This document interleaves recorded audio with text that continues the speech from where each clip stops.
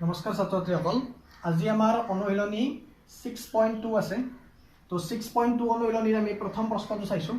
চিত্ৰটো আমাক দিয়া আছে। চিত্ৰৰ পৰা আমাক x আৰু y ৰ মান উলিয়াব দিছে আৰু তাৰ পিছত আমাক প্ৰমাণ কৰিব দিছে যে AB আৰু CD ৰেখা দুডাল সমান্তৰাল বুলি। তো প্ৰথম x আৰু y ৰ মানটো উলিয়াই লওঁ আমি চিত্ৰৰ পৰা। কেনেদৰে চাওঁ,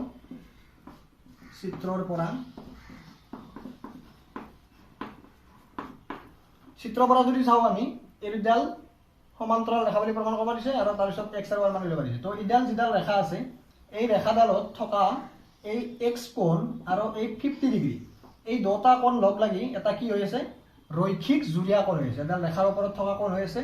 তো আমি কি গম পাম ইয়াৰ পৰা যে x + 50 degree is equal to 180 degree, কাৰণ এই দুটা কোণ লগ লাগি কি হৈছে, এটা ৰৈখিক জুৰীয়া কোণ হৈছে। তো ইয়াৰ পৰা আমি x ৰ মানটো ওলাব পাৰিম। 50 ডিগ্ৰীটো যদি আমি সোঁফাললৈ লৈ যাওঁ এইটো হৈ যাব -50 ডিগ্ৰী। তেতিয়া আমি কি পাম ইয়াৰ পৰা x is equal to 130 degree. তো এইটো আমি x ৰ মান পাই গ'লোঁ। এতিয়া আমাক y লাগে। yটো ওলায়ে আছে। কেনেকৈ, আকৌ y is equal to 130 degree হৈ আছে। কিয় 130 ডিগ্ৰী হ'ল? কাৰণ আমি জানো যে দুডাল ৰেখাই যদি এটা বিন্দুত কটাকটি কৰে তেতিয়াহ'লে সেই বিন্দুটোৰ দুয়োফালে বা বিপৰীত ফালে উৎপন্ন হোৱা কোণ দুটাক আমি কি কোণ বুলি কওঁ, বিপ্ৰতীপ কোণ বুলি কওঁ। আৰু বিপ্ৰতীপ কোণবিলাক সদায় সমান। বিপ্ৰতীপ কোণবিলাক সদায় পৰস্পৰ সমান। বিপ্ৰতীপ কোণ কেনেদৰে উৎপন্ন হয়, যে দুডাল ৰেখাই যদি এটা বিন্দুত কটাকটি কৰে তেতিয়াহ'লে সেই বিন্দুটোৰ বিপৰীত ফালে উৎপন্ন হোৱা কোণ দুটাক আমি বিপ্ৰতীপ কোণ বুলি কওঁ। তো আমি x ৰ মানো পালোঁ 130 ডিগ্ৰী আৰু y ৰ মানো পাই গ'লোঁ আমি 130 ডিগ্ৰী। এতিয়া আমাক দ্বিতীয় প্ৰশ্নটোত কৈছিলে যে AB আৰু CD সমান্তৰাল বুলি প্ৰমাণ কৰিব লাগে। তো কেনেদৰে সমান্তৰাল বুলি প্ৰমাণ কৰিম? দুডাল ৰেখা সমান্তৰাল বুলি প্ৰমাণ কৰিব লাগিলে আমাক তিনিটামান চৰ্ত লাগে। তিনিটামান চৰ্তৰ দ্বাৰা আমি প্ৰমাণ কৰিব পাৰোঁ। তাৰে এটা চৰ্ত হ'ল যে ৰেখা দুডালক যদি এডাল ছেদকে ছেদ কৰে তেতিয়াহ'লে যদি উৎপন্ন হোৱা একান্তৰ কোণবিলাক সমান হয় তেতিয়াহ'লে ৰেখা দুডাল সমান্তৰাল হ'ব পাৰে। যদি উৎপন্ন হোৱা অনুৰূপ কোণবিলাক যদি সমান হয় তেতিয়াহ'লেও ৰেখা দুডাল সমান্তৰাল হ'ব পাৰে। আৰু এই ছেদকডালৰ একেফালে উৎপন্ন হোৱা অন্তঃকোণ দুটাৰ যোগফল যদি 180 ডিগ্ৰী হয় তেতিয়াহ'লেও এই ৰেখা দুডাল পৰস্পৰ সমান্তৰাল হ'ব পাৰে। এতিয়া আমি যদি চাওঁ ইয়াতে যে AB আৰু CD এই ৰেখা দুডালক এই ৰেখাডালে ছেদ কৰিছে। তো ইয়াত x আৰু y এই কোণ দুটাক আমি কি কোণ বুলি কওঁ?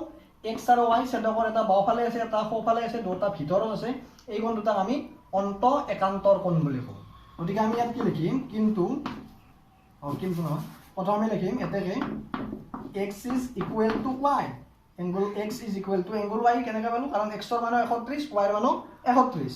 তাৰপিছত আমি কি জানো যে কিন্তু ইহঁত একান্তৰ কোণ। একান্তৰ কোণ। আৰু একান্তৰ কোণবিলাক কেতিয়া সমান হয়? যেতিয়া সিহঁতক উৎপন্ন কৰা বা সৃষ্টি কৰা ৰেখা দুডাল পৰস্পৰ সমান্তৰাল হয়। ৰেখা দুডাল সমান্তৰাল হ'লেহে একান্তৰ কোণবিলাক সমান হ'ব। গতিকে যিহেতু একান্তৰ কোণবিলাক সমান হ'ল গতিকে আমি ক'ব পাৰোঁ যে AB is parallel to CD. AB সমান্তৰাল CD। এইটোৱে হ'ল আমাৰ প্ৰমাণ। এনেকৈ আমি 1 নম্বৰ অংকটো প্ৰমাণ কৰিলোঁ। তো এইবাৰ আহিছোঁ আমি 2 নম্বৰ অংকটোলৈকে। 2 নম্বৰ অংকটোত চিত্ৰটো এনেকুৱাকৈ দিয়া আছে যে AB সমান্তৰাল CD, AB ডাল CD ৰ সমান্তৰাল আৰু CD সমান্তৰাল EF, CD ডাল EF ৰ সমান্তৰাল। আৰু আমাক দিয়া আছে y is to z equal 3:7। তো আমাক ওলাব দিছে এংগুল z ৰ মান, এংগুল x ৰ মানটো ওলাব দিছে। তো আমি কেনেকৈ উলিয়াম চাই লওঁ।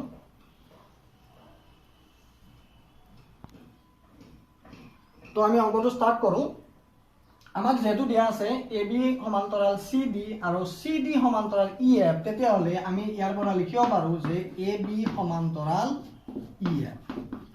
নিশ্চয় বাৰু আমি লিখিব যে AB ডাল CD ৰ সমান্তৰাল আৰু CD ডালে EF ৰ সমান্তৰাল। তেতিয়াহ'লে কি হ'ব? AB ডালো EF ৰ মাষ্ট বি সমান্তৰাল হ'বই। গতিকে AB সমান্তৰাল EF। আৰু AB যদি সমান্তৰাল EF হয় তেতিয়াকে আমি লিখিব পাৰোঁ যে x আৰু z এই কোণ দুটা পৰস্পৰ সমান। x is equal to z।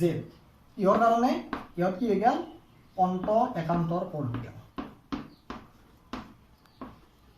অন্ত একান্তৰ কোণ বুজি গ'লা কথাটো যে এ বি ডাল চি ডিৰ সমান্তৰাল দিয়া আছে আৰু চি ডি ডাল ই এফৰ সমান্তৰাল দিয়া আছে গতিকে এ বি ডাল ই এফৰ সমান্তৰাল হ'ব আৰু এ বি ডাল যদি ই এফৰ সমান্তৰাল হয় তেতিয়াহ'লে ইডাল যদি ছেদক হয় তেতিয়াহ'লে এক্স আৰু জেড এই দুটা অন্ত একান্তৰ কোণ হ'ব আৰু সেইকাৰণে এক্স আৰু জেড এই কোণ দুটা পৰস্পৰ কি হ'ল সমান হৈ গ'ল এতিয়া আমাক দিয়া আছে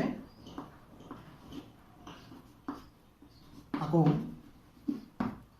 y is to z y অনুপাত z ইকুৱেল টু দিয়া আছে আমাক 3:7 y is to z equal আমাক 3:7 দিয়া আছে এটা y is to z equal 3:7 এটা z মানে কি z মানে আমি গম পাইছো x কাৰণ z আৰু x এই কোণ দুটা পৰস্পৰ সমান তো আমি এটো ইনকে লিখব পাৰো যে y is to x is equal to also 3:7 বুলি আমি ইয়াত লিখিব পাৰো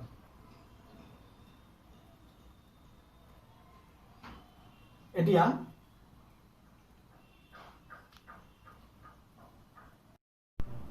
সো এতিয়া আমি পালো y is to x is equal to 3:7 পালো তো এতিয়া আমি ধৰি লম ধৰা হল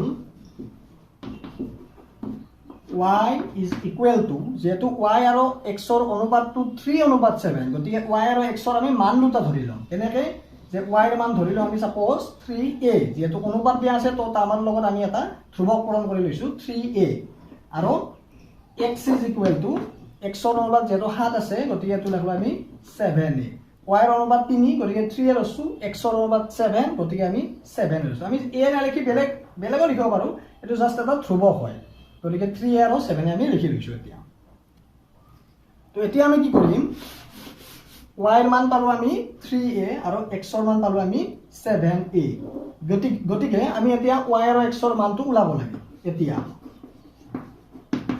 চিত্ৰৰ পৰা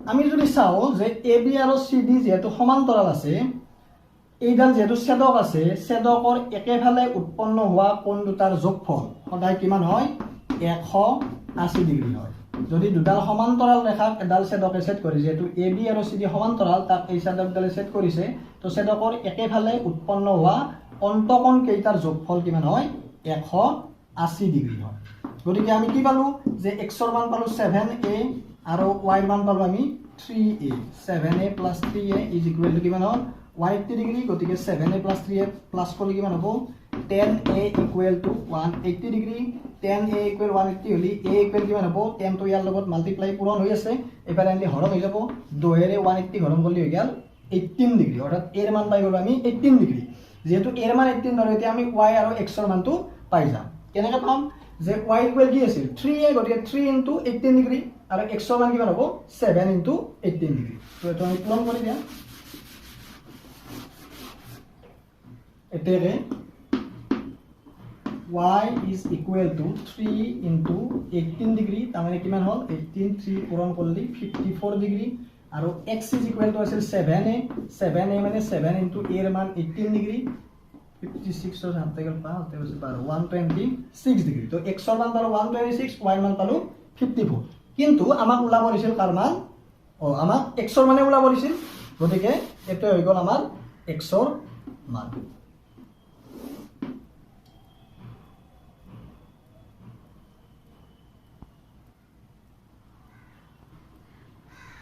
তো এইটো আছিল আমাৰ অংক x ৰ মান ওলাব দিছিলে x ৰ মান পালো আমি 126 ডিগ্ৰী তো এইখিনি আছিল আজি ভিডিওটোত যদি ভিডিওটো চাই ভাল পালা তেতিয়াহলে ভিডিওটো লাইক কৰিবা শেয়াৰ কৰিবা আৰু লগতে ভিডিওত আৰু যদি চেনেলটো সাবস্ক্ৰাইব কৰা নাই তেতিয়াহলে চেনেলটো সাবস্ক্ৰাইব কৰি ৰাখিবা ধন্যবাদ আমি পিছৰ ভিডিওত আমি ইয়াৰ পিছৰ অংকবিলাক নিশ্চয় আলোচনা কৰিম ধন্যবাদ